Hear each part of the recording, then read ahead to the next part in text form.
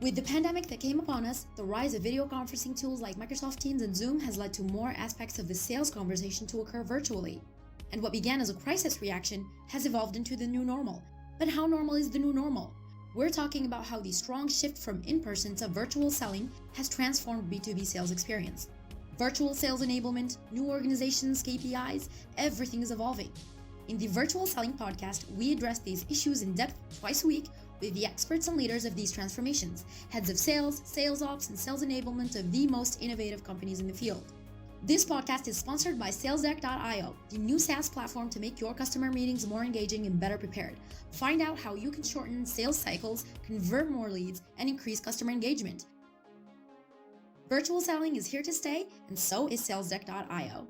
Hi, everybody. I'm very happy to be with Dean Ray, who is a coach within Sales Gyms. What you do at Sales Gyms, and you will complete that, Dean, you help salespeople having better conversation around better meetings. And your background is from the Marine Corps. You were in helicopter attack or attack helicopter. And you really make the comparison between having a great flight and having a great conversation and a great customer meetings. And really the idea is that as a salesperson, you are a performer and a live performer, and then you need to train and to practice over and over to free your mind and to be confident of what you do and what you say, and you can really focus more on the strategy. Is it correct? And really happy to have you in the podcast, Dean. Hey, Gabriel. Thanks for having us on board. So yeah, that's exactly right. So the mentality that I think a lot of salespeople have is they just kind of show up and rely on their natural talents and ability to communicate whenever they're having meetings. And sometimes that goes really well, but oftentimes there's a lack of consistency there in their ability to get their message across, do great discovery, and the other things that belong in a great meeting flow.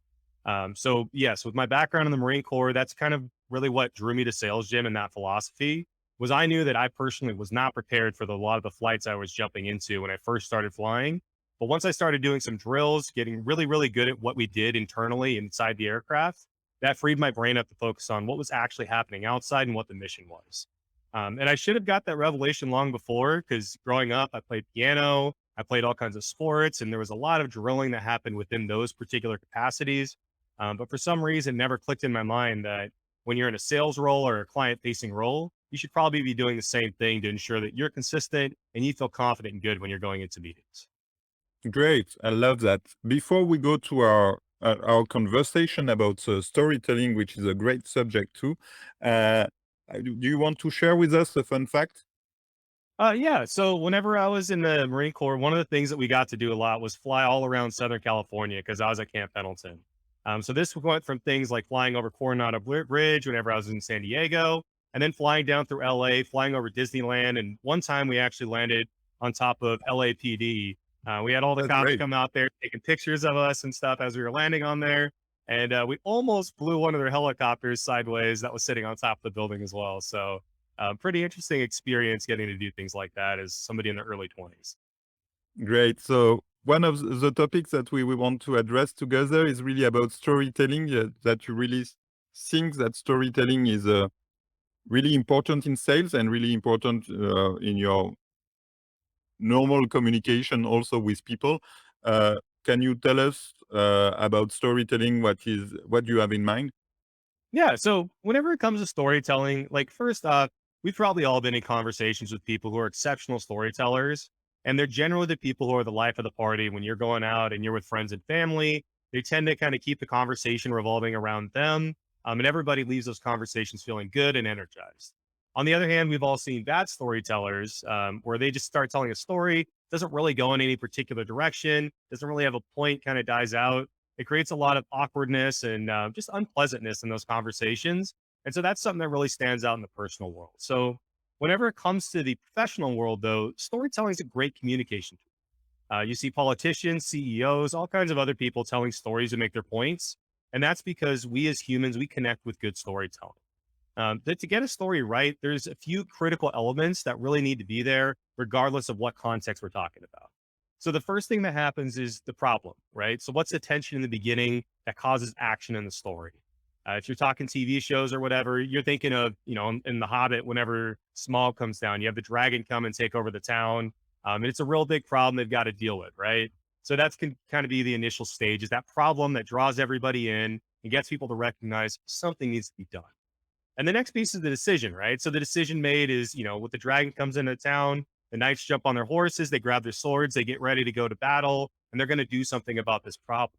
And whenever you talk about the decision, what's really useful when you're having, say, a business conversation is to be specific about what happened. Whenever people hear about a problem they can relate to, they want to know how that thing gets solved. And if you can tell them in depth what it looks like to solve that problem, now you have their attention and they can see something that's actionable. And then that last piece is that positive outcome or result, right? Whenever you're talking about a story at home with friends and the like, people want to know how it resolved. So say you broke down on the side of the road, how'd you end up getting a ride and getting back to your car and getting that all fixed? People want to know the ending. And whenever you're talking about like a business relationship, people want to know, was it worth it for them to take those steps and move towards that action? What they actually get as a result of deciding to address that problem with these specific steps? And will this solution work for me? That's what people want to be able to hear when it comes to storytelling. So when you're thinking of those stories, always try to use a problem, decision, resolution style flow, whether it's personal or professional, and you're going to notice yourself engaging with people a lot more. And at what moment in the sales process and during sales conversation that you should use storytelling? Uh, a lot, as often as possible, to be honest. But critically, you want to use it ideally at the end of the conversation. So say you've had a great conversation with somebody, you've learned a lot about their company, what their problems are, what their goals are, some of the obstacles that maybe can, prevent them from achieving those goals. When you get to the end, you've summarized it and you've realized you're all on the same page. If you have a story of another client who's been in their shoes, who's shared their problems and their goals, and you've seen them get to where they want to go, you should tell that story. Because if somebody can actually see what the process looks like and they can envision what their future would look like if they took these steps with you, they're much more likely to do that. If it feels abstract and you're just sharing some bullet points and how these bullets solve these problems, now it feels like an abstract conversation and they may or may not be able to see what that future looks like. So telling a story helps them envision what a brighter future could be and what steps they need to take to actually get there. And so how do you rehearse those type of stories, and how do you know them? Is it like use case? Do you train oh, sorry, to tell those use case? What is the right way to be able to have these stories in mind? That's a good question. There's a large collection of stories I think we've all accumulated throughout the years. So I think your question is like, how do you choose which ones are right? And how do you get good at telling those stories? So And my general, especially because if you are not directly related to the stories, it's more a story from your company and someone told you, and that you need to know it and to tell it as if you have lived yourself it, which is not the case. so that's another trick. So let me kind of answer that. It's kind of a two-part thing, right? So most people go to about 3 to 5 different types of meetings consistently. I've worked with thousands of people across a lot of different industries, and that's one thing that's remained true. There may be outlier meetings, but for the most part, you're going into about 3 to 5 different types of meetings with different types of clients you're accustomed to. So whenever you're going into those meeting types, what you ideally do is over time, collect a series of stories, questions that you typically ask, questions that you know are going to get asked of you, and you start to collect those on your desktop in different files for each meeting type. So that'll help you figure out which stories are going to be appropriate for which meeting type. And you can start practicing a few different stories for each meeting type. That way you have some really good things in your back pocket whenever you hear something that's aligned with maybe something that you can bring, some value you can bring to the table. Now, as far as how do you tell stories that aren't your own? That's a real tough thing for people to do, I've noticed. And it's really simple. There's a really easy sleight of hand. So what you do is say, Gabriel, I was talking with somebody, and actually a colleague of mine, and they had a client who's in a very similar situation as you. Let me tell you what happened then. And then you tell the story as if it's your own, exactly as you were told that story, exactly as you learned it.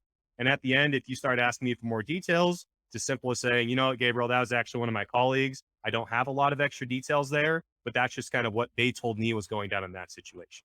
So if you use that type of a framework, that little sleight of hand at the top about what a colleague had told you about, that allows you to tell stories as if they're your own, so you can tell them more powerfully. But it also helps you escape that responsibility of all these extra details that you don't have. So that's a good technique of being able to tell stories that the organization is sharing without being responsible for every single detail. So it's really about being a performer, as you said at the intro, and being an actor, and Yes. to know your texts and to rehearse them, Yes. to be Like, confident of that. and that gets back to that thing I was discussing at the beginning of salespeople. They're naturally, for the most part, most salespeople are naturally charismatic and they're good with people. And that's why they get in that space. But if you're not doing the prep, you're not being kind to yourself. If you were a great piano player, you wouldn't just go up and do a recital with no practice at all. You want to practice the piece you're going to be playing. So that way, when you're in front of the crowd, you can actually play it.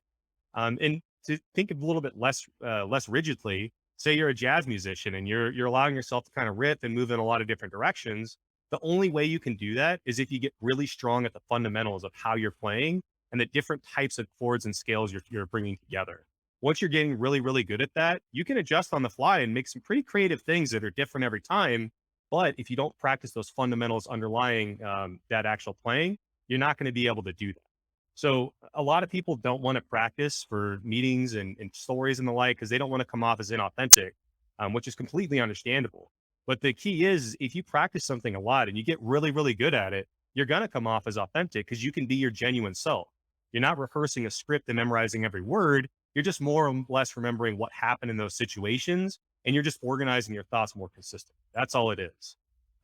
So a good analogy I like to use is like when you watch keynote addresses from Steve Jobs or any other CEO or speaker who's gone up and done a fantastic job, they didn't tell that story or those stories for the very first time on stage. They rehearsed that hundreds, maybe even thousands of times. That way they could go up and execute properly while still looking natural because they're comfortable with the material. As salespeople, maybe we're not practicing hundreds or thousands of times. That's unrealistic. But if we got to practice it a few times so we feel comfortable, we know what we want to say, the tone and how we want to say it, the cadence of how we want to flow through different ideas. And once we get comfortable with those things, it takes a lot of anxiety out of the selling process because there's more predictability and you know how good you are at it because you've heard it out loud already. Sure. There is a book I really love on storytelling for salespeople. It is 7 stories every salesperson must tell from Mike Adams. And he gives different framework of stories. The one about your personal stories, your company stories, your key people stories, some success stories, and also some not only success, but sometimes there is some more difficult outcomes. So stories to help your customer understands that you will be close to them even if there is a problem. So he really see 7 different type of story, which is really important to have to help smooth the sales process and the sales decision.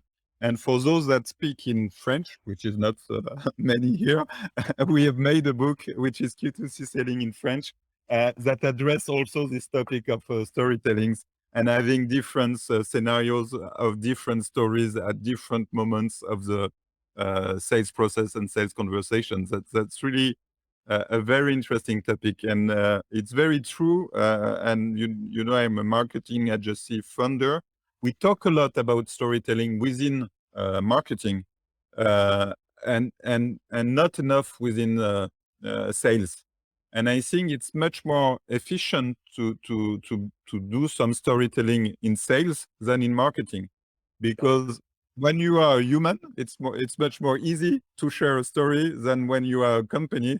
Trying to share a story is less relevant and less there is less authenticity about the story of a company. But when it's a human, it's much better. Uh, about storytelling, what is your point during virtual customer meetings or virtual selling? Do you tell stories the same way than in person, or there is something different that you need to check? So that's a good question. One of the things that's fundamental with humans, especially in the modern day, is we lack attention spans. And that's exacerbated in the online world. Maybe it's the way we take in media. Maybe it's just not having somebody in front of us makes us less patient. Whatever it is, we have a little bit less time to be able to tell stories or just get our points across in general in a virtual space. So whenever you're thinking of stories you want to tell virtually when you're having conversations, a good rule of thumb is to try to keep them under 90 seconds if you can. So you can go a little bit longer if you need to, because sometimes, stories are a little bit more elaborate than that, and you just have to get into that. But As a general rule of thumb, when you're communicating with somebody in a virtual setting, try to keep your communication in 90-second chunks or less. That way you give the person you're talking to a chance to respond and get back involved in the conversation. If you find yourself speaking in a one-sided fashion and talking at somebody for several minutes in a row, you can start to lose their interest. And if you start to lose their interest, it's really tough to pull that back. And so a goal of yours while you're having virtual conversations is, I want to get my point across, and then I want to get feedback from what their thoughts are based on what I just said. So immediately, whenever you're telling a story or just communicating a value proposition in some way, immediately get back to what are your thoughts on that? What has your experience been in that regard? Something like that to get the conversation flowing. Great. And it's really for this reason that I brand my marketing agency 1 minute 30. So it's really the same 90 seconds. And even now it's you have to be shorter, and TikTok is more about 7 or 8 seconds than 90 seconds. Exactly. Attention spans are not getting longer. That's for sure. Thanks a lot, Dean. It was a pleasure. What is the right way for people to join you and to contact you? Yeah, so you can just shoot me an email directly at deanr@salesgym.com if you'd like to get in touch with me.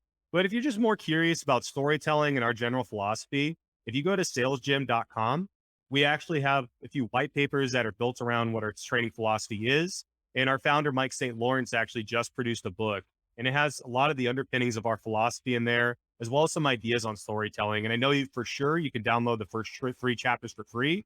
And if you like what you're reading there, just get in contact with me. We can see what we can do about getting you a free copy or just a longer conversation if you're interested in the concepts. Great. So what is the name of the book? The book's name is How to Influence. Thanks. Before I close this podcast, do you have an opinion on SalesDeck you have tried just before we had this discussion?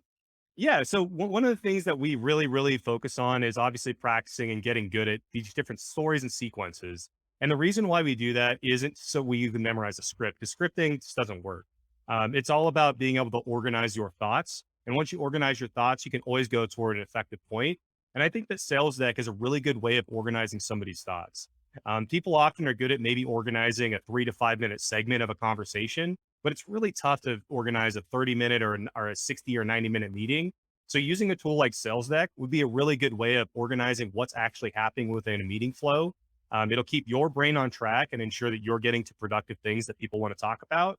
And then on the backside, you'll actually have these organized notes you can refer to whenever it comes to sending recap emails, taking notes and doing research yourself, or just sharing a lot of the information you learned with your team whenever you go back and you have a conversation about, what the pros and cons might be of going forward with this particular client or somebody you're trying to do business with for your own company. Thanks a lot, Dean. It's great. Thank you. This episode of the Virtual Selling Podcast is over. Thanks for sticking around. Join us twice a week for a new episode with new stories and challenges of the giants in the field. If you enjoyed today's episode, we are always listening for your feedback. Share the show and subscribe on your favorite podcast platform so you don't miss any episodes. This episode was brought to you by SalesDeck.io, the virtual selling platform that increases your sales team efficiency and sales readiness, enables remote management, and vamps sales operational excellence.